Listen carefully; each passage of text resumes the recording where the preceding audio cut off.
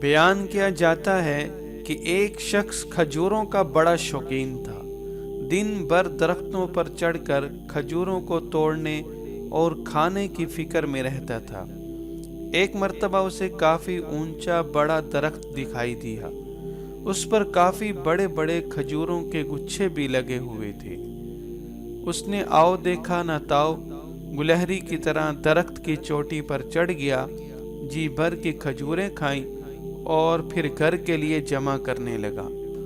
مقصد پورا ہوا تو درخت سے نیچے اترنے کی ٹھانی، لیکن یہ کیا، جیسے ہی نیچے نظر کی ہوش باختہ ہو گیا۔ پیشانی پر پسینے کی بوندیں نظر آنے لگیں، ہاتھ پھیرا اور تھر تھر کانپنے لگا۔ اس نے تصور بھی نہیں کیا تھا کہ وہ اتنے اونچے درخت پر چڑھ چکا ہے۔ وہ اس سے پہلے کبھی اتنے اونچے درخت پر نہیں چڑھا تھا۔ اس نے رونا دھونا شروع کر دیا، چلایا کہ یا خدایا میری حفاظت کر، مجھے خیریت سے نیچے اتار دے۔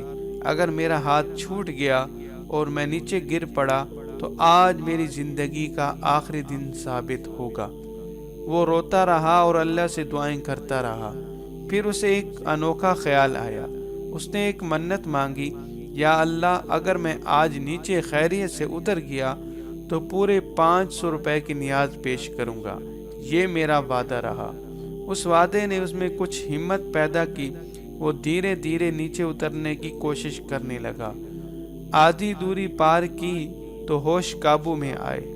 دل کی دھڑکن میں افاقہ ہوا، پیشانی کا پسینہ خشک ہونے لگا۔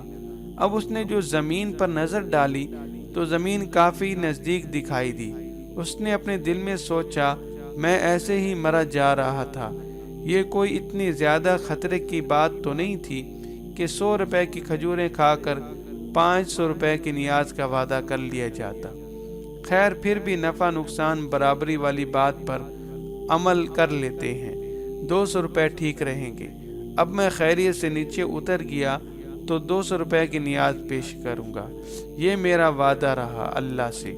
جیسے جیسے وہ نیچے اترتا جا رہا تھا اس کے وعدے میں بھی کمی آتی جا رہی تھی، اور یہ وعدہ دوری گھٹتے گھٹتے پوری طرح گھٹ کر صفر میں تبدیل ہو گیا۔ زمین پر پیر رکھتے ہی اس نے درخت کی طرف دیکھا اور ہنسنے لگا۔ اس نے کہا، پیڑوں پر میں نہ جانے کتنی مرتبہ چڑھ چکا ہوں اور کتنی مرتبہ اتر چکا ہوں، پتہ نہیں میں آج اتنا کیوں ڈر گیا تھا، یہ کوئی خطرے جیسی بات تو نہیں تھی۔ اور پھر اپنے ہاتھوں کو ملتا اور صاف کرتا ہوا آگے بڑھ گیا۔ غور طلب بات، ہم میں سے اکثر لوگوں کا یہی حال ہے، جب کوئی مصیبت سر پر پڑتی ہے تو بہت عاجزی اور انکساری سے اللہ کو پکارنے لگ جاتے ہیں۔ جیسے ہی مصیبت ختم ہو جائے تو پھر اللہ کو بھلا دیتے ہیں۔